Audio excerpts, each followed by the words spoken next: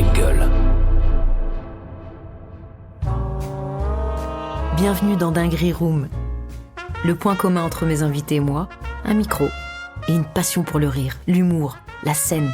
Tout ce qui nous anime et nous fait vibrer, flipper, rêver. La dinguerie. Installe-toi, mets-toi à l'aise. Merci beaucoup. T'as un bon style, hein? Écoute, Ah ouais, t'es bien frais là. T'étais où avant? J'étais à Marseille parce que tu sais, j'ai fini mon premier spectacle et on est parti en écriture 10 jours. Ah, et donc hier Ouais. ou ce matin t'étais à Marseille? Hier j'étais à D'accord. Paris parce que j'avais un truc avec McFly et Carlito. Tu sais, ils font des vidéos YouTube, tu vois ces deux gars. Ouais, je vois. Ils nous ont invités avec Jérôme Niel à faire un tournage et cet après-midi j'ai le truc et voilà. D'accord. Mais le teint Ma mère, allé, moi, est espagnole, donc j'étais au soleil à Marseille. Moi, tu mets 2 heures à la plage. t'es Je suis pas méga. allé, je suis bronzé. Ouais, t'es hyper bronzé. Eh ben, bienvenue, beau gosse, j'ai envie de te dire. Mesdames et messieurs, j'ai le plaisir de recevoir Maxime Gasteuil.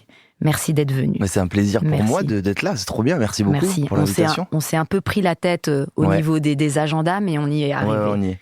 Trop bien. Trop cool. Merci. Comment tu vas? Ça va super bien. Ouais. J'ai fini ce premier spectacle qui est sur Amazon. Donc je suis content parce Ah, que. ça y est, il est sur Amazon, ton Ouais, depuis spectacle. janvier. Et c'était important pour moi, tu sais, qu'il soit figé dans le temps, quoi. D'accord. Donc trop cool. Et donc, c'est ton premier spectacle Ouais. que tu as joué longtemps? Ouais, je suis arrivé à Paris en 2011 ou 12. Ouais. J'ai fait des cours de théâtre, des plateaux, enfin, Ouais, tout ce que ouais, tu ouais. connais. Et après, je l'ai fait tout seul jusqu'à rencontrer mon metteur en scène et co-auteur maintenant, Édouard Pluvieux, qui a un peu rangé ma chambre parce que moi, j'allais un peu dans tous les sens et je parlais de tout ce qui était pas important, en fait. Ok. Et on a réuni un quart d'heure du show qui lui plaisait sur ce truc du campagnard qui arrive à la capitale, tu vois, D'accord. qui était un peu bateau, mais qu'on a singularisé par rapport à moi, tu vois, Ouais. et qui a fonctionné après très vite. Bon, après il y a eu le Covid et tout ça, Ouais. mais on a fait des belles dates, des beaux théâtres. Là, on fait des zéniths pour terminer. C'était ouf, tu vois. Mais c'est une dinguerie. Ouais, Ça, c'est c'est dingue. une vraie dinguerie. C'est une vraie dinguerie. Ouais. On peut être là pour ça. Ouais, c'est vraiment Non, mais chouette. c'est vrai parce que c'est quand fou. tu te dis ça assis avec mon prod de toujours, c'est un ami maintenant, Benjamin. On se disait ça, tu vois, assis sur un trottoir dans Paris où il y avait même pas 10 personnes, ou à Avignon quand je l'ai fait en 2016, je crois. Avignon, c'est le truc le plus dur au monde. Et ça remplissait pas, t'as des pros qui viennent et disent ouais, c'est pas abouti. Ouais. Donc t'as envie que d'un truc, c'est de te jeter dans un fleuve, tu vois. Absolument, ou d'arrêter, ou de Ouais, dire c'est bon, ça. bah, Avignon, Et en c'est fait- ce sentiment à Ouais, chaque fois. c'est dur parce que c'est le confort expo de l'humour, tu vois. Donc en fait, t'as tous les exposants que tu croises, ils ont tous leurs produits. C'est vrai qu'il y a un côté. C'est ça, et on se rencontre à la fin du salon pour boire un verre, et puis tout le monde fait les comptages en disant moi j'étais complet, moi j'avais 20, moi j'avais 12. Donc tu et vois, c'est un c'est truc pas qui casse forcément un le peu. public, parce que le public, Ouais, le public il est plutôt cool, il ouais. a envie de voir des trucs, tu vois. il est en short, en Ouais. tongs, il est détente. C'est ça, Ouais. sauf que quand tu joues dans une salle banlieue d'Avignon et que tu joues à 16h les lundis, non en fait. Non. Voilà. C'est-à-dire que normalement 16h les lundis tu vas à la bibliothèque, tu vas pas voir un spectacle d'humour Oui. à Avignon. Mais là-bas, c'est vrai que tout est. Enfin, il y a des spectacles à 10h30 le matin, à 11h. C'est ça. C'est très chelou. À minuit, c'est le concept. Ouais, du- ça du commence truc. à 11h, je crois, Ouais. t'as raison, Ouais. et ça finit, les derniers sont à 23h30 minuit. Ouais. Tu peux jouer dans des garages. Ouais. Tout est aménagé Mais moi, en j'étais théâtre. dans un garage. Ah. Moi, le fond de scène, c'était un portail, tu sais, genre de garage, quoi. Et t'entendais les voitures, les motos qui passaient, des gars, ils faisaient des créneaux derrière mon spectacle. Et c'est que ma vie, en fait. Oh la vache. Mais c'est des bons souvenirs. C'est des bons souvenirs. Ouais. Est-ce que tu crois que c'est formateur, tout de même? Non, mais ça t'apprend à. Enfin, moi, les moments de souffrance m'ont fait comprendre que c'était important d'écouter personne et de croire beaucoup en soi, tu vois. D'accord. Parce qu'en fait, ce qui te fait souffrir, c'est les critiques, les retours des gens. Ton entourage, s'il est mauvais, tu vois. Et j'ai de la chance. Moi, je suis privilégié. Les gens avec qui je travaille, ils y croient encore plus que moi, donc ils me portent énormément. Mais Et au moment où tu crées ce spectacle, donc tout seul, t'écris Ouais. tout seul, quand t'es sur scène, tu sens qu'il y a un truc qui manque dans le propos, dans ce que tu as écrit. Ouais, ça fait beaucoup de bruit, beaucoup de gestuels, beaucoup de. Je brasse de captes l'air et ça des ou courants pas d'air. Ouais. Tu captes Ouais. toi tout seul et il a fallu qu'une personne extérieure arrive et ressente En tout fait, ça. il y avait tout, sauf qu'il fallait ranger le truc, tu vois. Et moi, j'ai pas beaucoup d'influence américaine. C'est pas du tout un manque, tu vois. C'est juste que moi, ça me touche pas énormément. Et puis en plus, j'ai des grosses lacunes en anglais, donc je suis que sur le texte. Je regarde pas du tout le gars. Donc en fait, j'ai pas vu le show. Tu sais, j'ai lu un livre, mais à la télé. Ouais. Et vraiment, je suis pas dans les temps. Donc il a fini la vanne, je suis encore en train de la remettre en arrière pour la relire. Mais il y en a plein même qui parlent l'anglais et qui Fabrice Eboué Ouais. par exemple, il n'est pas du tout Ricain. Pas du tout. Ouais. Il a regardé aucun spectacle ricain. C'est ça. C'est marrant, ça Et moi, te je trouve touche pas. que le pays dans lequel on vit, c'est dingue parce qu'on a tous, tu vois, de l'argot, une gestuelle. Tu vois, même les gens, moi qui suis entre Paris et Marseille, on a ce pouvoir de orateur, tu vois, juste dans la rue, d'arriver à vanner des gens et être entre potes, tu vois, qui est une vraie dinguerie. Oui. Donc, je me dis on a les armes, tu vois.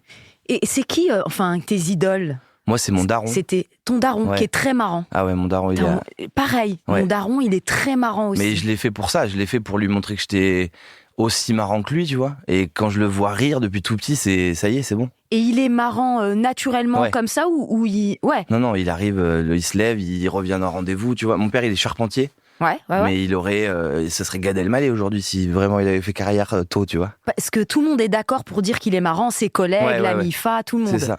C'est ouf. Et l'humour a été... Enfin, après, c'est un peu bateau, mais c'est la vérité. Il a toujours désacralisé nos galères et nos problèmes via l'humour, tu vois. En fait, quand ça allait pas, Pareil. on rigolait, quoi. Pareil, et c'est ce qui fait qu'on tient et qu'on Ouais, et puis relativise. qu'on se dit que ça va tout le temps, tu vois. Ça, c'est assez ouf. C'est une chance, ça. Ouais. Hein. Nous, quand, tu vois, j'ai mes potes avec qui j'ai grandi d'enfance, pareil, tu vois. Mon meilleur ami, Mehdi, son père, il est arrivé en France pour faire les vendanges à Saint-Émilion. Il a rencontré Marion, ils se sont mariés, ils ont eu des enfants. Et il a toujours vécu comme ça, tu vois. C'est pas grave. C'est pas grave, on en rigole, on charrie et on avance. C'est ça. Parce que sinon, on est plombé, quoi. Ils t'apprennent que le plus compliqué, c'est la santé, tu vois, faire attention à tout ça. Mais le reste... Et donc, ton père te fait gaulerie et tout, tu dis, putain, mais tu vois Ouais. l'effet que ça a sur les gens, Ouais. peut-être aussi, tu vois, tu dis, il putain, arrive c'est partout génial. où il va, c'est une resta, tu vois. Ouais. Donc je te dis, waouh, c'est chaud, c'est Ouais. trop cool, ça. Ouais, c'est cool, je vais essayer de faire Et la puis même après, chose. il y a un truc de, tu sais, les enfants, quoi. Moi, j'en ai pas encore, mais quand t'es bébé ou enfant, on te dit que tu prends beaucoup de couches, tu vois, de tes parents. Donc moi, j'ai dû prendre ces trucs-là, parce que ça me faisait kiffer, et puis j'étais bien là, en fait. Ouais. J'étais bien là à l'école, j'étais bien là avec mes potes, j'étais bien là partout. Quand je faisais rire les gens, quoi. Et donc, très tôt, à l'école, tu commences à faire rire les gens, Ouais. tu captes que Mais je suis tu plus y que arrives. là-dedans. Mes bulletins, c'est... En plus, c'est revenu plusieurs fois, c'est pour ça que je le dis. Il est plus intéressé par l'effet qu'il produit sur ses camarades que par le cours, tu vois. Moi, j'ai passé ma scolarité comme ça. De dos. Ouais, vers eux. Oh, mais c'est extraordinaire. Donc c'était cool, tu vois. Et tu as séduit comme ça, donc tu t'es fait des potes comme ça, des copines aussi comme ça. Moi j'étais chétif, tu vois, j'étais tout petit, donc je sortais, ouais vraiment. Après j'ai forci à un moment donné, mais j'étais le plus petit de ma classe, tout maigre, vraiment maigre. Donc je m'en sortais comme ça, tu vois, j'étais le gars à gaulerie, quoi. Ouais. J'avais les caïds avec moi, j'avais tout le monde avec moi, tu vois. Donc j'avais zéro T'as souci, raison, quoi. il faut toujours un gars gaulerie dans chaque bande. Ouais. Et c'est ce qui m'a permis aussi, tu vois, de circuler, de devenir un peu une couleuvre, m'adapter à tous les milieux, tous les styles, tu vois. Parce que l'humour, c'est vraiment salvateur pour tout, en fait. Ouais, mais je le vois, ça, c'est quand comme le je t'ai football rencontré. ou la bouffe, tu vois. Ouais. Il y a un truc fédérateur. Ouais. En fait, tu fais rire des gens, quoi. Il n'y a pas, sur 50 personnes, 25 qui vont dire « Ouais, ça m'a pas plu ». T'as un groupe, ça les fait marrer ou ça les fait pas marrer, quoi. Et donc, comment tu professionnalises tout ça, finalement? Tu regardes des humoristes après, tu te dis... Ouais, bon, moi, ce qui m'a tué, c'est... après le daron, tu dis, bon, je vais regarder des choses. Ouais. Le gars qui t'a mis je vous ai regardé, vous, déjà, tu vois, le Comedy Club. Merci. Non, mais c'est la vérité, hein. Et moi, j'étais touché quand t'es venu faire le streaming et tout ça. Parce que t'es quelqu'un quand même là-dedans, tu vois. La première fois qu'on s'est vu... Enfin, non, on s'était croisés, je crois, plein de fois. Ouais. Et on s'est vraiment vu la première fois au plateau stream, là. Oui, alors comment on peut expliquer ça? C'était pendant... En fait, ouais, c'est ça. Pendant la pandémie, on pouvait pas jouer et on pouvait avoir du public que si on faisait un événement particulier, c'est-à-dire relayer le spectacle vivant sur Internet à l'aide d'une plateforme. Nous, on avait utilisé Brut. Et vous avez eu l'idée, Tom Villa et toi? Ouais, c'est ça. Avec Ben, de se dire, on fait un plateau d'humour et puis il y avait cette idée Paris-Province. On prenait des humoristes de Paris et des humoristes de province. Et c'était une idée, c'était un battle bidon, c'était juste histoire de réunir des gens. Et ça a cartonné. Enfin, en tout cas, pour ce moment-là, c'était trop bien. Mais c'était bizarre, hein, ouais, quand même. Très chelou. Quand tu me l'as dit, j'étais tellement en mode toxico qui en manque de scène. Mais ça s'est vu au répète, tout le monde nous l'a dit. T'avais envie d'être là, en fait. Oh là là. Enfin, ou d'être ailleurs, mais t'avais envie de jouer, quoi. Tu m'as dit ça, mais j'ai dit, mais je viens, mais direct. Ouais. Mais j'étais heureuse, je te jure, j'étais Non, mais émue. tout le monde s'est éclaté, hein. C'était Et on génial. a eu des super retours. Jimo, il avait pas joué depuis hyper longtemps, il était trop content. Redouane aussi. Et En revanche, la sensation était bizarre. Trop chelou. Tu vois, j'étais heureuse, nous étions tous heureux de se retrouver, de rigoler et tout, mais les caméras sur scène, le fait de parler à quelqu'un qui est dans le salon, mais sans public, mais c'était... Ouais, puis en plus, pour la petite anecdote, le public, t'étais obligé de le payer parce que tu ne pouvais pas ouvrir les portes librement. Donc c'était des gens, tu sais, c'est un public de télé normalement qui va voir le Big Deal ou des émissions, tu vois, de variété. Masqués, avec des distances. Des distances et tout. Ils viennent, c'est un panel, donc eux ils sont là parce qu'ils prennent un cachet, mais ils sont contents de venir, je pense aussi, tu vois, on les force pas. Donc ouais, toute cette ambiance est chelou, mais ça se passe plutôt bien. Ça se passe même très bien. Et eux, même bien, eux, tu vois qu'ils sont dans un truc de bah ouais, ça nous fait du bien aussi, allez-y quoi. Donc c'était cool. Et donc pour en revenir à ce dont on parlait juste un peu avant, comment j'ai fait Qui tu as kiffé en premier? Donc t'as vu le Jamel Comedy Club. J'ai vu le Jamel Comedy Club. Après j'avais les DVD, les cassettes même de Jamel. Moi j'ai 35 en juillet. Je suis de 87. Ok, donc on a une petite différence d'âge quand même. Ouais, pas énorme. On est à peu près de la même génération. Merci. C'est vrai. Jamel, Gad, et là je me dis waouh, là c'est, enfin tu vois les mecs je me souviendrai toute ma vie, j'étais sur le tapis du salon avec un coussin et je regardais ça en boucle, tu vois. Quand je les regardais, la vibe c'était j'allais au lit et je faisais la même chose quand je dormais. Ouais. Moi je visualisais c'est pas égo trip ce que je dis. Non, tu commençais déjà à t'entraîner. Mais moi j'étais dans mon sommeil et je faisais pas des vannes, mais j'entendais pas ce que je disais dans mon rêve, mais j'avais une foule qui faisait waouh. J'étais dans un délire. En fait, je le faisais sans le faire, tu vois. Ouais. Et j'avais ça en moi, quoi. Jusqu'à après, parce que le dire et le faire, c'est un peu chaud. Et après, dans ta chambre, tu prends un micro, un stylo, une brosse. Je me rappelle, je suis en reflet de la vitre, tu vois, cette vitre avec le soleil où tu te vois comme un miroir. Et je fais des vibes, je fais le rappeur, je fais des trucs, tu vois. Donc tu commences les personnages un peu. Mais dans ma tête, je suis Mobb Deep à 8h le matin. Après, je suis Gad Elmaleh à 16h, je suis taré. Mais justement, c'est pas narcissique, c'est juste que j'ai que ce truc-là pour voir ce que je suis capable de faire, tu vois. Je peux pas me mettre dans une salle de cours ou faire des conneries, tu vois. Donc là, je suis dans ma chambre et je m'invente une life. Et à quel moment tu dis, je veux vraiment essayer devant du public? À 18 ans, mais j'étais très très mauvais à l'école. Donc mon père me met un peu en face de mes réalités. Il me dit, bah, si tu veux y aller, vas-y, tu vois. Et moi, je commence à remplir un papier pour un espèce de stage au cours Florent, parce que tu sais, t'es focalisé par ton éducation qui te dit, fais des études, apprends ton métier. Ce qui est pas vraiment le cas dans l'humour, tu vois. Moi, j'en rigole encore. Je vois, il y a des écoles d'humour et des trainings d'humour à Paris. Je suis les gars, non. En fait, ça, c'est pas possible. Enfin, c'est mon avis. Mais en fait, je crois que t'apprends pas ça. T'apprends comme le vélo, en fait. Pense que il faut y aller. Faut se prendre des coups. Après, que t'aies besoin de lire une pièce de théâtre, comprendre un petit peu ce qu'est ce métier, je peux comprendre, parce que moi, je l'ai fait avec le cours Simon. Mais donc, je vais sur le cours Florent, je remplis ma feuille, et puis j'ai un peu les miquettes, tu vois. Je me dis, j'y vais pas trop et tout, et puis je continue mes études. Et 2 ans après, là, je pars vraiment. Et mon père, je lui dis, pourquoi tu m'as pas poussé à 18 ans? Il m'a dit, parce que si t'avais voulu y aller, tu serais allé. Ouais. Mais à quel moment tu montes sur scène tout seul, ta première fois où tu montes sur scène tout seul pour faire rire? J'ai fait rire à mon insu, c'était au cours Simon, parce que je rentre pour une audition. Et en fait, le mec me dit, j'ai une audition dans 2 heures. Moi, je passais tous les cours. Je venais d'arriver de Saint-Émilion et je faisais tous les cours en voiture pour regarder ce que c'était et pour m'inscrire, tu vois. Et le seul qui me prend 2 heures après que je sois arrivé, c'est le cours Simon. Il me dit, fais un truc. Je lui dis, ouais, mais j'ai rien, moi. Puis, tu sais, je me chie dessus. Je me dis, je vais faire quoi, en fait? Oui, t'as pas un texte classique, et il me donne un télé-Z. Ouais. Et il me dit, tu lis un synopsis de programme, tu vois. Et genre, je tombe première page, Joséphine Ange Gardien, et il y a le synopsis de Joséphine Ange Gardien. Elle est à Tourcoing et elle va se transformer en cuisinière pour sauver une famille. Comment tu lis ça? Mais je l'apprends, tu sais, il y a 4 phrases et je le lis devant. Et ils sont morts de rire, les gens.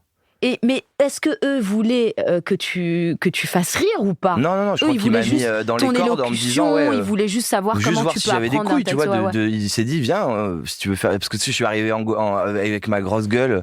Ouais, mais je le fais ton truc. Je suis arrivé sur le plateau, il y avait que 35 élèves, mais t'es tétanisé. Ouais, t'es tétanisé. Puis en plus tu fais des phases, plus il pleure. Et le prof, il est au fond, tu sais, genre tu retournes dans une scolarité que t'as voulu fuir. Donc tu dis, mais qu'est-ce que je fais là? Et puis après, j'ai continué, j'ai fait ça 1 an et demi. Ça s'est plutôt bien passé. Parce qu'en sortant de là, il m'a dit, vous avez rien, mais il y a de l'esprit, donc on va vous garder, tu vois. Et puis ils étaient plutôt cool avec moi, ils étaient derrière moi, ils ont voulu que je rempile une année et tout. Et moi, je me suis engouffré tout de suite après dans les comédie clubs. Mais alors, la première fois, ton premier comédie club, c'est le Chinchman, tu vois, chez Françoise Zeldic. Oui, bien sûr, ouais. La petite dame qui est, elle est encore en vie, je crois. Je sais pas. J'espère en tout cas. Et il y a le comédien qui s'occupait, un comédien qui s'appelle Vic. C'est ça. Vic qui s'occupait un peu de son fils. Qui est acteur et tout, très connu. Enfin, très connu, il cartonne le mec dans les téléfilms et tout. Et j'étais en costard, je me souviens toute ma vie. Je suis en mode. Pourquoi en costard? Je sais pas, j'ai l'image de l'humoriste en costard cravate. Mais tu sais, moi, j'arrive de province, j'ai aucun code. Je suis dans les codes des grosses têtes, en fait, tu vois. Ça va pas du tout, en fait. Et puis tu te dis, bon, bah, je sais les codes. J'ai lifié, j'ai tout mis, la fixation béton, je suis au top de ma vie. C'est super, parce que tu prends ça au sérieux, tu dis, je mets toutes. Et j'ai mon 5 minutes sur Saint-Émilion. Bon, c'est un peu facile. Et ton 5 minutes, comment tu Il cartonne. Mais en amont, comment tu l'écris, comment tu le travailles? J'avais écrit déjà. Parce que tu connais rien. Ouais, j'étais avec ma mère en Espagne et j'ai découlé la première version de mon spectacle en vacances pendant 1 mois. Et j'ai écrit, tu vois, plein de thèmes. Et il était fini, donc moi je me suis mis à le jouer comme ça.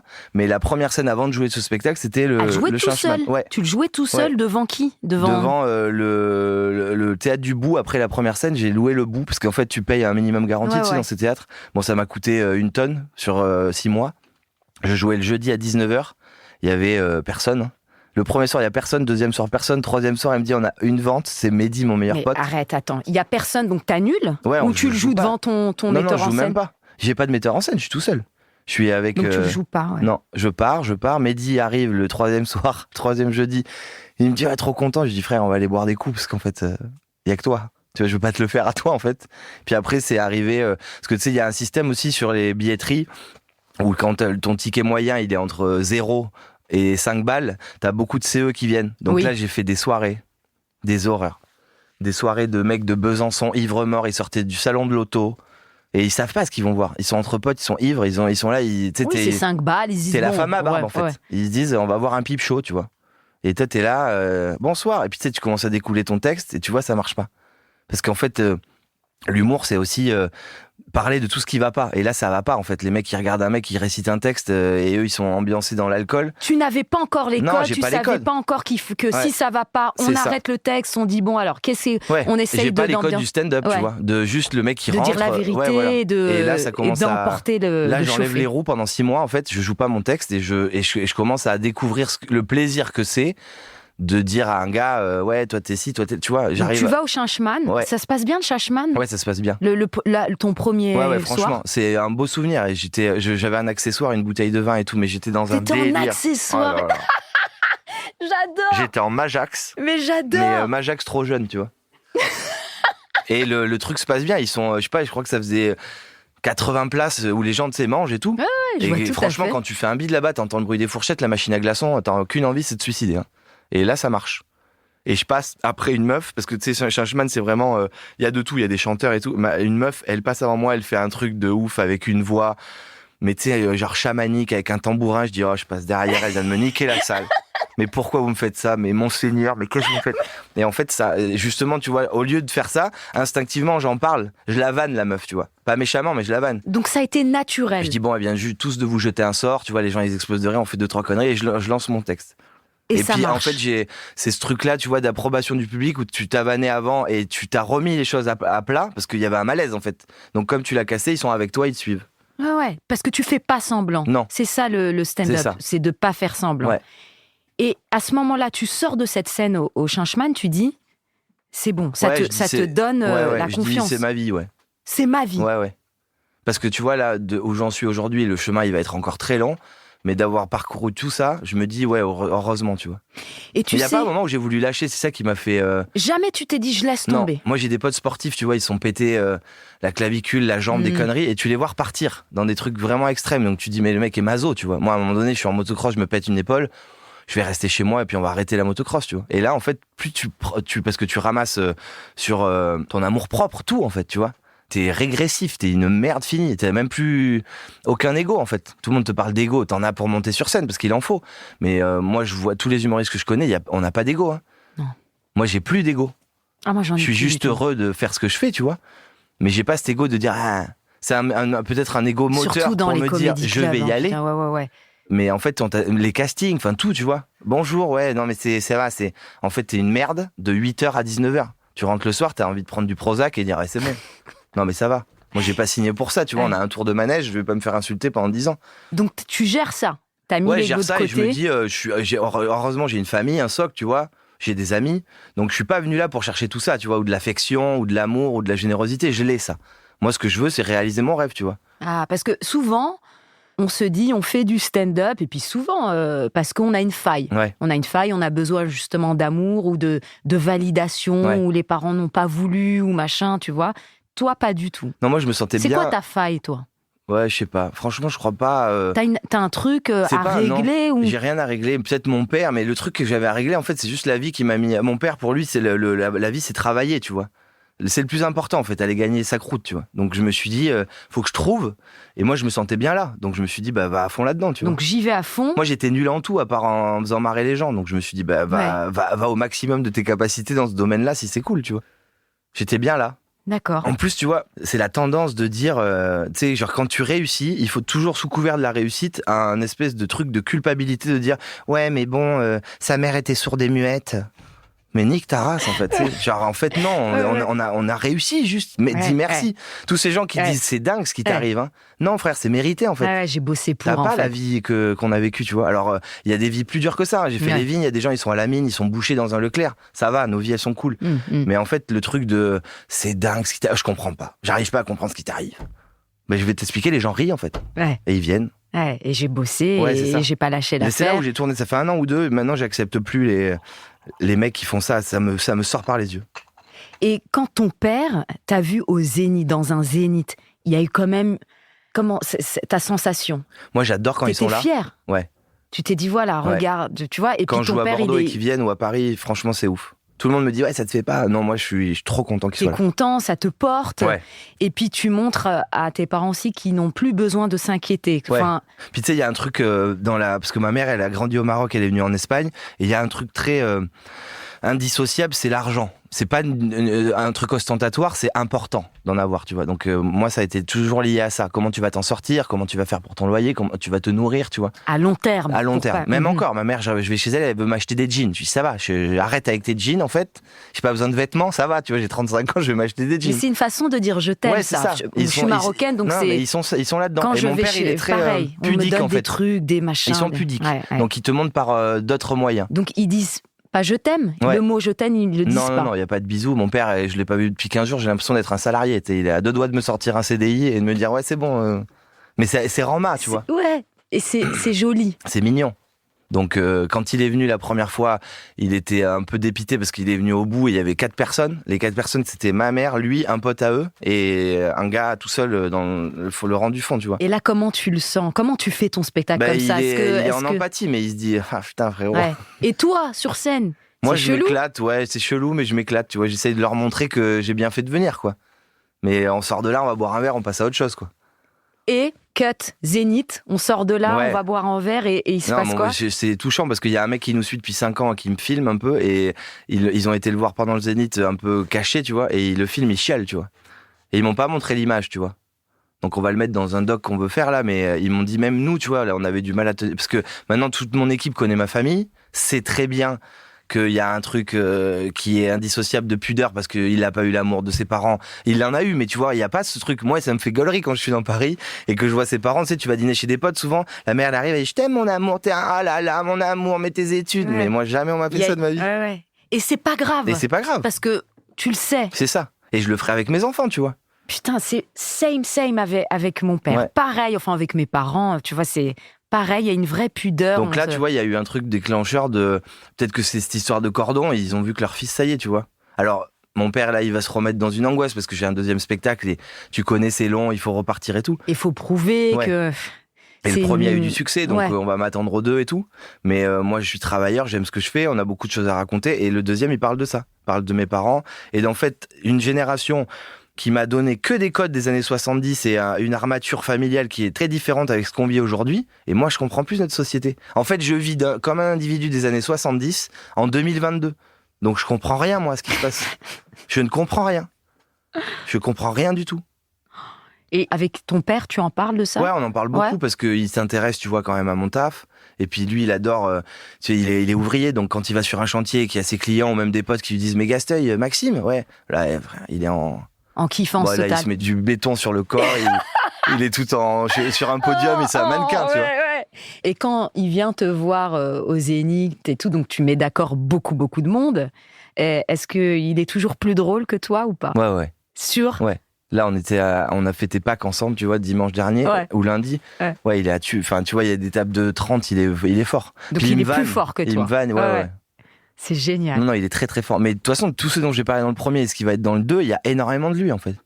qui m'a transmis et que mon père, je le regarde, c'est vraiment, c'est un truc indélébile, quoi. C'est beau, c'est trop beau. Et alors, concernant ta notoriété, ta nouvelle notoriété, comment tu la gères, ça? Moi, je suis content. Le bout, et là, maintenant, le Zénith, ça se gère bien, c'est cool. Tranquille. Les gens sont adorables. Dans la rue, on te reconnaît. Ouais, c'est plutôt sympa, tu vois. Ouais, c'est chouette. Ils sont trop gentils. En plus, tu vois, moi, je suis plutôt de partisan d'aller les voir et de partager un moment avec eux parce que c'est rapide. Et souvent, tu vois, les gens qui disent non ou qui n'ont pas envie, c'est là où ça commence à être long parce que le mec le prend mal et tout ça. Après, il y a un degré, hein. Moi, je comprends les mecs aussi qui sont archi connus, toute la journée, tes enfants en vacances et tout. Mais moi, les gens sont hyper bienveillants. Et puis, comme je te disais, j'ai une vie, tu vois. En fait, ce n'est pas ma vie, moi, ça. C'est mon travail. C'est ton travail. Et après, moi, le soir, je rentre, je vais voir mes potes, je vais dîner. Ouais. Je suis en famille, enfin, je descends beaucoup. Donc, tu traînes pas avec le game? Non. T'es pas... J'ai plein de potes, hein, mais j'ai pas... En plus, moi qui ai fait beaucoup de plateaux, je trouve ça très nocif, parce qu'en fait, il y a un besoin d'appartenance à un crew. Moi, je appartiens à personne, j'appartiens à tout le monde, tu vois. Est-ce que c'est pour ça que tu viens plus trop en plateau, ou parce que t'es occupé? Ouais, non, je suis occupé, et puis même, c'est un truc, comme je te dis, moi, ça me fragilise, donc je préfère pas, tu vois. Et est-ce que c'est quelque chose que tu pourrais refaire pour ton deuxième spectacle, d'essayer un peu? Bien sûr. En plus, plein de gens me demandent, donc moi, chez qui j'avais commencé, où je suis passé, tu vois. Est-ce qu'il y a des clubs que t'aimes bien? Le Paname, j'ai kiffé grave. Ouais. Café Oscar aussi. Café Oscar, ouais. Très cool. Le Comedy Club, les mardis, c'était chambé. Ouais. Tu sais que Baptiste Le Caplin vient d'ouvrir un... Ouais, mon prod m'en a parlé parce qu'ils sont amis. Ouais. Il a ouvert un Comedy Club. The Joke avec Yacine et Younes. Enfin bref, il y en a plein maintenant, c'est super. C'est trop cool, ouais. C'est canon. Donc c'est quelque chose que tu pourrais refaire? Ouais. Parce que là, on a des parties du nouveau show qui me font tellement gaulerie que j'ai envie de les voir, tu de vois, sentir, et de sentir le truc, ouais. Parce que là, je le sens avec mon entourage, ça se passe bien, mais j'ai envie vraiment de le mettre... avec des gens que tu connais pas, ouais. Donc ouais, deuxième spectacle, c'est quelque chose. Hein. Ouais. Et comment tu gères le bide? J'en ai pas eu. Jamais? Mais même en plateau? Non. Oula, le bois. J'ai fait, tu sais, des plus ou moins ouf. Ouais, mais le bide total, jamais. Je sors déçu, hein. Il y avait le mardi, c'était et le mercredi, c'était Donc tu fais, putain, enculé. Mais le bide total, rien. Non, je prends pas de risque, moi. J'y vais armé. Hein. Ah. J'y vais pas, les mains dans les poches, tu vois. Ouais. Non, mais j'y vais, c'est mon taf, tu vois. Donc si j'y vais pour y aller à moitié, reste chez toi, tu vois. Donc je fais attention aussi. Et quel a été l'élément déclencheur? Instagram. Donc c'est tes vidéos que tu fais? Ouais. En fait, mon prod m'a poussé, quand je l'ai rencontré en 2015, à faire une page YouTube. On a fait un truc horrible au début qui s'appelait le Zap de Max. J'ai envie de me tarter si je revois une vidéo de moi. Ça marchait plus ou moins, mais j'ai appris le montage, j'ai appris à me filmer, j'ai appris à être à l'aise aussi. Le rythme. Parce que c'est compliqué, tu vois, quand tu vois des Norman et tout à l'époque, tu fais ouais, je suis gaulerie. Non, là, tu dis. Parler devant. Tu te filmes et tu montes, tu vois ta gueule, tu dis mais je suis une merde en fait. Et puis après, tu prends ton style, ton délire. Faut que ça soit sincère comme la scène en fait. Donc faut que ça soit sincère. Ouais. Ok. Moi, je prépare rarement, tu vois, j'ai mon sujet avec 2-3 phrases, mais je laisse tourner. Et après, je garde vraiment le gras, tu vois. Donc, quand tu endosses un personnage, t'es totalement sincère avec ton perso. Ouais, je me parle, tu vois, je parle comme si j'étais dans ma salle de bain, devant mon miroir, tu vois. Et je garde vraiment le truc. Et là, pareil, comme les plateaux, moi, les vidéos, je me suis jamais mis un jeudi 17h, samedi 15h, j'en poste que quand j'ai des trucs cool, tu vois. Parce que je veux pas faire la vidéo de trop, ou alors me mettre un rythme de putain, je l'ai pas pour jeudi à 18h, et faire une merde. Parce que ça reste une vitrine, et puis j'ai pas envie de me forcer, tu vois. Moi, je dois rien à personne. J'ai des gens qui m'aiment, ils me suivent, mais j'ai pas à les alimenter tous les jours. Tu vois, ils attendent rien de moi. Hein. Non, ils sont là pour rire, et s'il y a pas, il y a pas, tu vois. Et tu restes sur ta sincérité, finalement. Ouais. Quand tu vas chez Leclerc, il n'y a plus de panzani, t'attends la semaine prochaine, tu vois. Exactement. Et quelle a été la vidéo qui a fait que la tu vidéo, t'es dit... c'était blogueuse. À l'époque où tout ce marasme d'influenceuses est arrivé, c'était en 2016 ou 2017. Et j'avais grimé Noolita, tu vois cette influenceuse? Oui, que j'aime beaucoup. Avec son chien et tout. Elle a très mal pris. Hein. Mais on a eu une discussion après sur Insta très très cool. Et c'était pas méchant, hein. Mais ça a cartonné ça. Ouais. Et là, tu te dis, il y a quelque chose. Là, c'était ouf. Et après, on a fait les prénoms, tu sais, par rapport à Paris-Province, où nous, on s'appelle Kevin, Alexandre, Jonathan et Romain. Et ici, c'est Ézéchiel, Mandarine et tout ça, tu vois. Avec que des noms d'ébénistes ou de vieux métiers oubliés ou des légumes, tu vois. Et ça avait cartonné aussi. Et là, tu te dis, bon, il y a un truc. Ouais, c'était cool parce que là, je suis encore gaulerie dans mes persos. Ouais, j'ai vu dans la rue surtout que ça touchait... en fait, Insta, ce qui est cool, c'est que ça touche une cible qui est d'une largeur énorme. Ouais. Et même moi, je le vois maintenant dans les salles, on a commencé, il y avait beaucoup de meufs, après les couples, après des potes, et là maintenant, c'est des parents, des enfants, des meufs, de tout. Ça élargit grave, tu vois. Et tu n'es pas sur Twitter, sur Facebook, tu n'es que sur Insta. Ouais, j'ai des comptes partout, mais je travaille que sur Insta et Facebook. Et à ce moment-là, tu es sur scène en même temps quand tu fais tu sens que ça se remplit un peu plus. Ouais, on voit que ça change. En fait, moi, j'étais à la Comédie de Paris où je faisais les premières parties de Gad et Kev. Tu sais, ils avaient fait un spectacle Tout est possible. Ouais. Ils m'ont fait faire Zénith et Bercy. Donc ça, c'était dingue. Et je me suis dit... Ça te forme aussi ? Ouais, ça te forme grave. Et puis, j'étais envie d'y être. Ils te mettent un quart d'heure, tu rentres, les gens, ils s'installent, ils sont 17 000, le rideau, il s'ouvre, ils font « c'est qui cet enculé ?» J'ai fait le dôme de Gad. Pareil. C'est... Bon, allez, va falloir être très, très marrante. Et là, j'arrivais comme un boucher avec que des couteaux aiguisés. Et en fait, tu sais, je hurlais limite pour vraiment que je capte le truc, jusqu'à que les mecs, ils s'installent, ils fassent « mais il y a un mec qui crie, là. Peut-être regarder à droite, c'est ça. » Et ça m'a formé, ça m'a donné envie d'être à leur place, tu vois. J'en ai fait 4, le 4e, j'ai dit « ok, là, un quart d'heure, ça suffira pas, en fait. Je veux être là, moi, pendant 1h30 comme eux, tu vois. » Et ça m'a poussé. Et après, bon, il y a eu aussi le confinement qui a changé les choses parce que mes vidéos, il y a eu un écho, tu vois, et puis c'était en plein dans le sujet, quoi. Ils étaient focus sur ça, ouais. On parlait de Paris-Province, les mecs, ils allaient tous se mettre dans leur baraque à la campagne, tu vois, pendant le confinement, donc j'étais pile dans le sujet avec mon humour du moment. Là, tout s'est aligné. Ouais, ça a changé un peu les choses, ouais. Et qu'est-ce que tu préfères, les grandes salles comme le Zénith ou les petites salles ? Je sais que l'humour français n'aime pas trop les grosses salles parce que c'est vrai que moi, je le vois, tu vois, sur la tournée qu'on a fait, on en a fait 20 là. C'est déceptif pour les gens qui sont très très loin. On avait des écrans, donc on a eu le parti pris d'en faire parfois 2, quitte à réduire le dernier rang de chaises pour que tout le monde soit dans un truc un peu bonbon, tu vois. Mais moi, Toi, ta sensation sur scène, tu préfères les très grandes salles. C'est ça. Moi, je suis NTM dans ma tête, en fait. Je veux que ça... c'est le show, quoi. Je veux que ça... Ouais, c'est le show. Je veux que ça soit du Johnny Hallyday, en fait. Ouais. J'aime faire rire, tu vois, mais je veux que ça soit... Je veux qu'il y ait trop de bruit. Il y ait trop de bruit pour que ça me calme. Et j'ai du mal avec les plateaux où j'ai commencé. C'est tout, c'est trop doux, tu vois. Ouais. Moi, je préfère les plateaux. Enfin, et j'ai pas cette éducation ricaine de Comedy Club et tout ça, tu vois. Ouais, je comprends. Mais c'est pas péjoratif ou méchant. Non, c'est mon truc. C'est un choix, c'est une préférence. Et je critique pas. Je trouve ça super, comme tu dis, l'initiative que tout le monde en ouvre. Ça fait du bien à plein de nouveaux talents qui arrivent et qui font leurs armes, tu vois. Et ça installe notre métier. Ouais, c'est ça. Tu vois. Et c'est un vrai travail. Ça. Maintenant, tout le monde se dit c'est crédible. C'est un respect. C'est pas un truc comme ça. Non. Et ça permet aussi à plein de mecs, avant d'être produits ou pas, de gagner ta vie. Parce que t'en fais 4 ou 5 par soir. Tu cartonnes, t'es caché, t'as un peu d'oseille. T'as le temps aussi, avec cet argent, de pouvoir payer ton loyer. Donc, pas faire serveur chez McDo ou aller faire serveur à l'hôtel Coste et se faire toucher le cul, tu vois. Donc, t'as des délires, quoi. C'est tellement ça. Et quelle a été la plus grande dinguerie que t'aies vécue sur scène ? La dernière, c'était Marseille. Sur toute la tournée, on a fait plein de dates... dans les Zéniths, et là on a fait le Dôme à Marseille. Là je dois dire que... le Dôme. Ouais. Il y a une différence entre le public du Sud, du Nord. Tu le ressens, toi qui bouges un peu partout ? Moi je trouve pas, parce que je suis bien accueilli partout. Ouais. Mais Marseille, enfin même le Sud, la force qu'il y a, c'est que, comme je fais cette Marine de Dubaï en vidéo là, avec son accent de Marseille. Marine de Dubaï, ok, ouais. La meuf, elle parle d'actu, mais elle a aucun cerveau. Ils pensent que je suis de là-bas, parce que moi, mes producteurs sont marseillais, donc j'ai pris les codes un peu des mots, du dialogue. Toi, t'es de Saint-Émilion, à côté de Bordeaux, c'est ça hein. Et Marseille, ils m'accueillent comme si j'étais Bernard Tapie, tu vois. Donc c'est dingue. C'est vrai qu'on pourrait croire que t'es de là-bas, hein, parce que t'as bien l'accent, même physiquement, je sais pas, t'as une ambiance marseillaise. Je suis solaire, Amel, qu'est-ce que je t'ai dit. Et t'as été porté au Dôme. Ouais. Ça, c'était une dingue. Il y avait une ambiance de dingue, on a fait venir Titoff. Oh là, je l'adore. Moi aussi. Et en fait, je lui ai dit, viens sur quelques dates en tournée. Vous êtes dans le même délire. Ouais. Il est je sens que vous passez des bonnes soirées. Ouais. Et il a ouvert, tu vois, les gens s'y attendaient pas. Je dis, le Jules César de l'humour, il rentre. Et là, à Marseille, il a accueilli comme vraiment si c'était le patron de l'OM.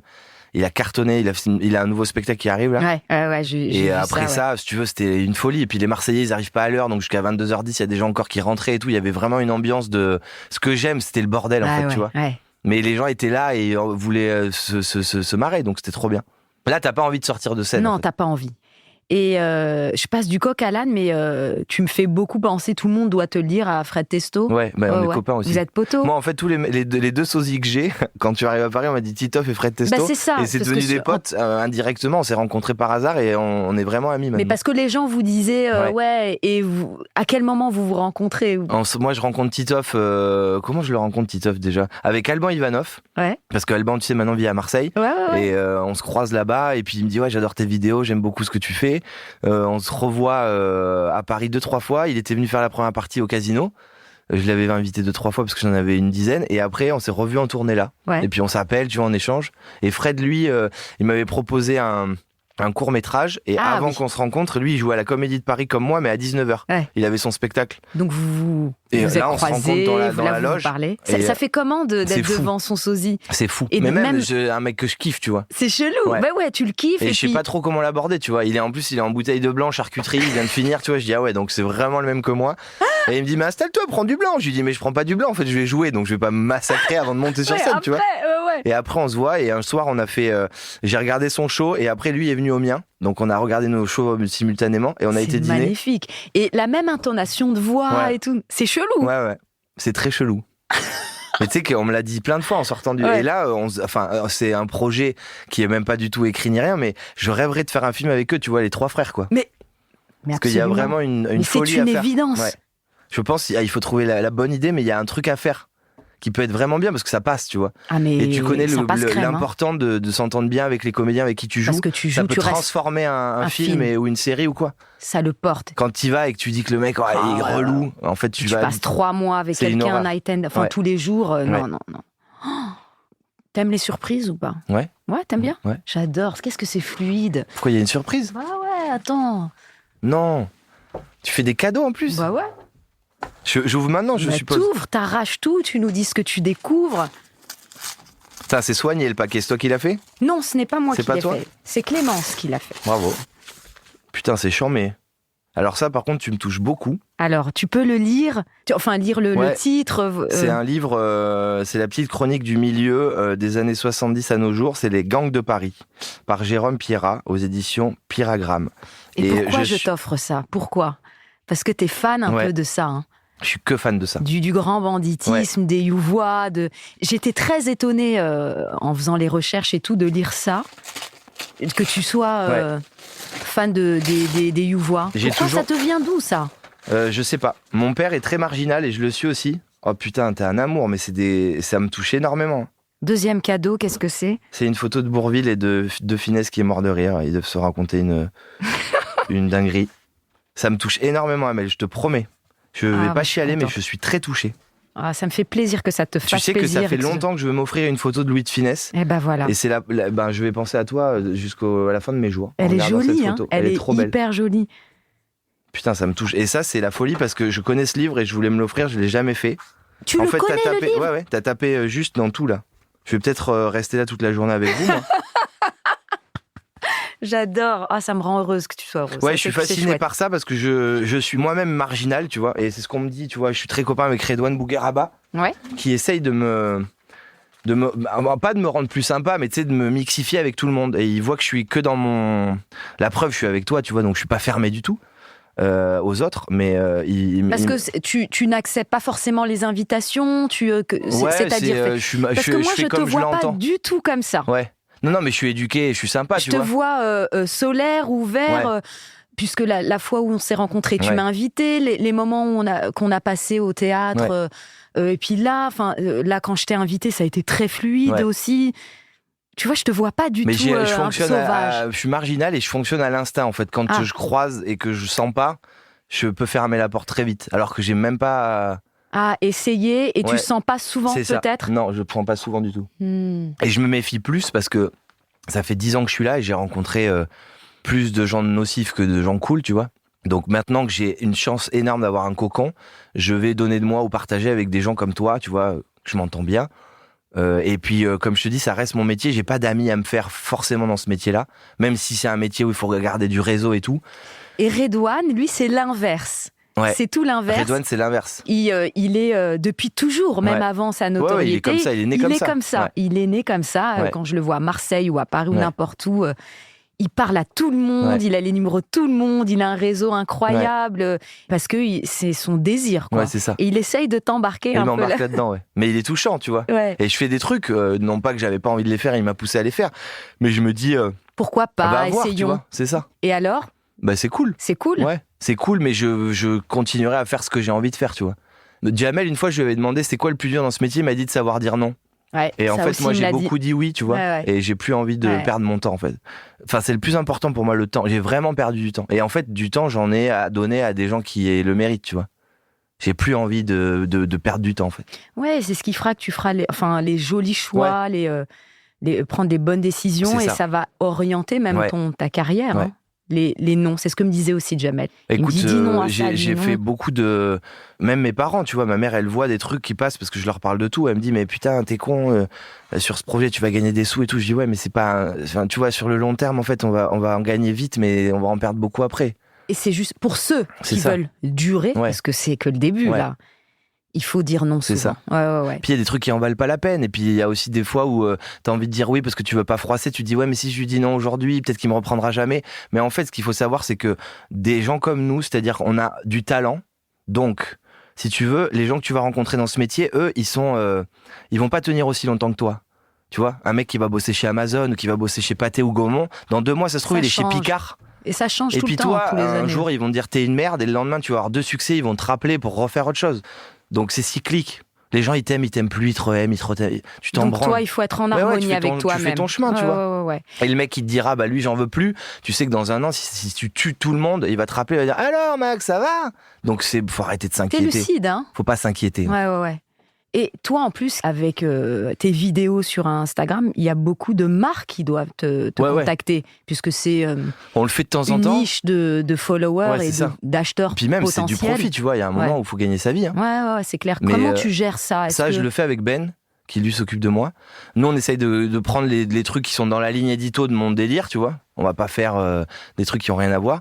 Et on demande, quand le client veut une vidéo, que j'ai la main sur l'écriture, la réal et le montage. Comme donc, ça, on ne sent pas Moi, j'intègre et je fais une vidéo relou. Où je fais salut, ça va? C'est les bouteilles Castali. Voilà, super. Là, les gens vont dire ah ouais, d'accord, ça y est. Chaud. Ou après, où ça devient ton métier, tu vois. Oui, pourquoi pas. Mais tu les vois, les gens qui te vannent. Moi, parfois, il y a des potes, tu vois, là, qui m'ont envoyé leur vinyle. Et bien sûr que je leur rends. Les mecs qui m'offrent un truc, je leur rends. Et t'as des mecs qui commentent, ils disent ouais, t'es blogueuse, t'es influenceuse. Comment tu gères ça, les haters? Je réponds pas. J'en ai très peu et je réponds pas. Pareil, pas de temps à perdre. Pas de temps à perdre. Mais est-ce que c'est quelque chose qui passe sur toi ou ça te... Ça m'a fait du mal, mais T'as appris à gérer. J'ai appris à me dire c'est pas important, tu vois. En fait, je pense que j'ai aussi mûri et je suis devenu peut-être entre guillemets un homme. Ce qui m'a permis de me dire, en fait, voilà, tu vois, à quel moment Xavier 38 va te faire du mal à rentrer dans ta vie? Mais va te niquer, Xavier, en fait, tu vois. Ouais. Donc voilà. Je préfère être avec des gens bienveillants comme vous. Oh, c'est super. Je ferai d'ailleurs une très jolie pub pour Dinguerie Room. En blogueuse. Avec ta photo. Et qu'est-ce que je peux te souhaiter pour l'avenir? De revenir pour le succès du 2e. Du 2e. Et le 2e, ça va être quelque... Là, t'en es un peu où est-ce que t'as commencé à écrire? Ouais, il est fait, en fait. C'est sur des feuilles. Je l'imprime tout à l'heure, tu vois. Donc je vais le toucher pour la première fois. Tu l'imprimes, donc là, tu vas le relier. Je vais le relier, je vais prendre un stylo et puis je vais travailler. En fait, il est vraiment fini, sauf que c'est brut. Donc maintenant, il faut que j'affine et que j'aiguise. Et ensuite, 2e partie... Tu commences à essayer des petits bouts pour redynamiser plateau, tout ça. Je vais aussi aller accompagner Redouane qui est encore un peu à l'européen et puis il part en tournée là. Elle est géniale cette salle et puis je suis allée le voir, il est super. Il est super. C'est magnifique pour faire les premières parties. Nous on s'entend bien, on va faire des vidéos ensemble la semaine prochaine parce qu'on a une petite idée ensemble et on s'entend vraiment bien. Je vais aller tester là. Et après, j'ai septembre, octobre, rodage à Bordeaux. J'ai 25 dates dans une petite salle. Et après, on part en tournée. Et ensuite, on joue à Paris, janvier, février, mars à l'Édouard VII. Donc, j'ai beaucoup de chance parce que je rêvais. Tout est posé. Tout est posé, donc tu as des deadlines. Ouais. C'est bien d'avoir des deadlines. Ouais, c'est bien parce que ça te met dos au mur, tu vois. Ouais, voilà, mais ce qui est bizarre, c'est que c'est arrivé instinctivement. On est parti en écriture 15 jours et les 4 premiers, j'ai vidé mon sac, tu vois. J'avais beaucoup de choses à raconter. Donc moi, j'avais déjà écrit des trucs et avec Édouard, lui, il est Édouard, c'est mon son nom de famille. Édouard Pluvieux. Pluvieux, c'est un auteur. Ouais. Et il a bossé pour Anthony Cavana, il a travaillé pour Max Boublil, il a bossé pour Kev Adams. C'est un auteur d'humoriste, c'est sa spécialité. Il a commencé en radio, il était journaliste et après il s'est mis à l'humour. C'est canon. Il a fait beaucoup de spectacles, je crois qu'il en a fait une vingtaine, donc il connaît son taf et c'est un mec que j'affectionne parce que il essaye pas de te rentrer son ADN dans ton show, tu vois. Oui, il veut pas se met au devenir service humoriste de ta personnalité. Ouais. Et comment ça se passe dans cette maison c'est une résidence pendant 15 jours. Ouais. Comment tu fais? Tu te lèves, Tu dis... Ouais, on se levait tous les matins à 8h, 9h30, on était devant l'ordi, et puis après, tu vois, on laisse couler. Et alors, lui, il écrit, lui, il toi, tape. tu parles, t'es debout. Ouais, moi, je suis debout, je suis en t'es one-man debout, show sans déjà. public, avec des vannes pétées, tu vois. Juste des thèmes. Et après, vous arrêtez, il dit, ah ouais, ça peut être pas mal. Il et écrit. quand on a vraiment un truc qui nous touche et qui nous fait rire, là, on aiguise et on Donc, travaille tu vraiment. fais tout d'un coup. Et pendant ta vie, est-ce que tu prends ton téléphone? J'écris beaucoup dans notes, ouais. D'accord, tu l'écris. J'écris, ouais. Pas de papier stylo. Bah, j'avais ça à l'époque et je perdais tous mes carnets, tu vois, donc je me suis dit, bien, le téléphone, je le perds rarement, donc je le mets là. Et ensuite, tu reprends ça dans ta résidence, tu dis, ah tiens, j'avais pensé à ça. Et boum, on ressort de là. Et après, les 2 derniers jours, il a vraiment mis en page, donc, parce que moi, c'est important de visualiser comment le spectacle va se construire. Donc je lui disais là c'est trop bien et tout, mais en fait tout est brouillon. Et lui il me connaît parce que moi j'ai vraiment un défaut, c'est il faut que ça soit organisé et bien rangé. Et lui il a besoin de ça pour travailler, tu vois, prendre un bordel et dire ok. Et les 2 derniers jours ça a été instinctif. Il y a des choses qui avaient rien à voir avec un thème et qu'on a réussi à rendre organique, tu vois. Genre je parle de ma rhum et on descend à un autre truc qui a rien à voir mais qui est fait. C'est plus fluide. Ouais. Et là ça m'a hyper rassuré. J'ai dit ok, donc on a vraiment un show. Donc maintenant, il faut vraiment affûter. Puis il m'est arrivé des folies pendant le confinement qui, on n'en parle pas, mais qui sont pas liées au confinement. Mais pendant le confinement, il m'est arrivé des trucs. Mes dernières vacances, c'était une catastrophe. Et c'est lié à un truc de bien-être dont on parle. Donc c'est à mourir de rire. On est trop... Ouais, c'est ça, tu vois. Ça va être chouette. Hein. Ouais. Mais tu viendras. Ça va. Ah bah oui. Ouais. Et tout ça, ça te prend beaucoup de temps. Ouais. Et donc, t'arrives à voir quand même tes potos. Ouais. Et t'as une quelqu'un. Ouais. J'allais pas dire meuf. T'as quelqu'un. T'es LGBT, LGBT+. On peut plus trop dire. Mais comment tu gères ça? Ça prend beaucoup de place ou d'avoir une vie non, comme privée, je te disais, tu vois. Non, c'est trop bien. T'arrives à gérer. Mais en fait, j'espère rester comme ça jusqu'à la fin de mes jours. Je ne me rends pas compte, moi. Je t'ai dit, c'est mon travail, donc je vais bosser, c'est trop bien. Et après, tu sais, même mes potes, je te dis ça, peut-être que je vais devenir un gros enculé dans 10 ans. Je pense pas que c'est prévu, mais je me rends pas compte, en fait. Il y a rien de sérieux dans tout ce qu'on fait pour moi. C'est pas sérieux déjà, ce qu'on fait. Ouais. Tu vois? Il y a du travail, mais ça ne reste pas sérieux. Oui, on rigole beaucoup. À quel moment, tu vois, c'est harassant de monter sur un plateau où il y a 6000 personnes qui t'attendent et tu vas t'amuser. Donc c'est trop cool. Et tu te vois vieux sur scène? Non. Là, tu vois, je fais ce 2e et après, je veux faire une pièce de théâtre parce que je veux laisser les gens souffler et je me dis, c'est comme les vidéos, les matraquer tous les 2 ans. Ah, le nouveau spectacle de Gasteuil. Non, ça va, tu vois. Non. Donc, ensuite, faire autre chose, une variante, une là, pièce j'ai une de pièce théâtre. de théâtre. J'aimerais qu'il y ait Alban. On cherche des filles, d'ailleurs, Amel, tu vois. Okay. Non, c'est vrai. On est 3 mecs, il y a 3 meufs. Alors, il n'y a rien de fait, rien d'écrit. Soit on adapte quelque chose, soit on le crée. Mais, et puis, ça sera en 2024 ou 2025 parce que j'ai ce 2e show qui arrive là. Mais j'ai envie de mettre une pause et puis j'ai surtout envie de me faire plaisir. Tu vois, en ce moment, j'ai envie de peindre. Moi, j'ai graffé beaucoup petit. Mais attends, tu peins? Ouais. Mais j'ai envie, je peins pas. J'ai graffé petit beaucoup. J'étais très mauvais à la bombe, mais j'adore dessiner. C'était quoi ton nom de Canard. Canard. K-A-N-A-R. Écris-le-moi que je vois un peu comment tu... Tiens, non, c'est là. Je vais te faire le 2e parce que Canard, je l'ai plus, mais je te fais le 2e. J'adore parce que moi aussi, j'avais un tag. C'était L, E2LE. L. J'ai cartonné mon lycée avec des Posca. Attention. Oh my God! Oh là là, t'es un vrai. D'accord, ok. Donc tu veux peindre. Ouais. Et ça veut dire tu veux peindre, prendre des toiles. Ouais, je sais pas, essayer ou prendre des cours. Des délires de vieux peut-être qui arrivent, mais ouais, je suis passionné par la peinture et l'art, tu vois, en ce moment, depuis récent, quoi. Donc je me dis, pourquoi pas le faire, tu vois. Je m'en fous, moi, de les vendre, c'est juste un kiff, je vais décorer, tu vois. Et donc prendre du temps pour ça.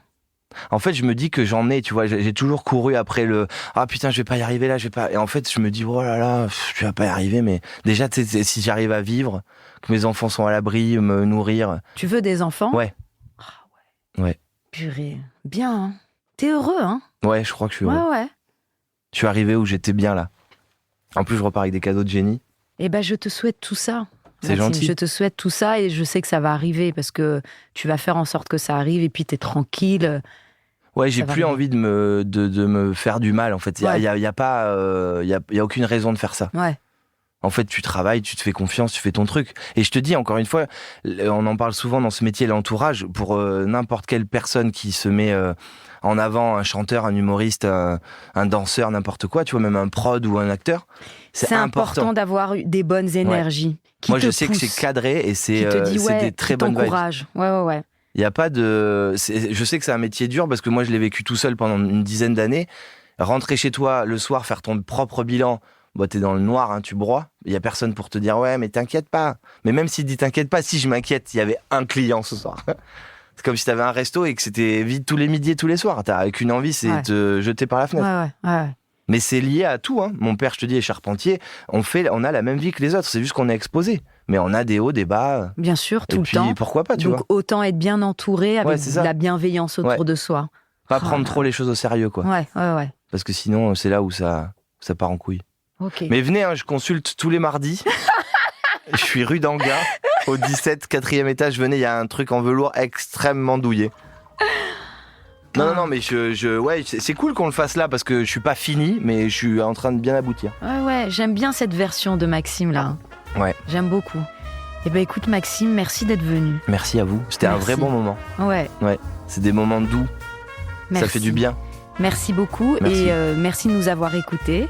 C'était Amel Chabi et Maxime Gasteuil. Ciao.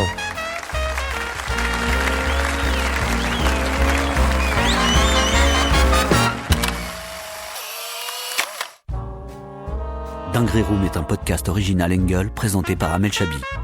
Productrice Clémence Friès, réalisateur Raphaël Fruchard, ingénieur du son Thomas Gabriel, coordinatrice de production Alix Pénichon.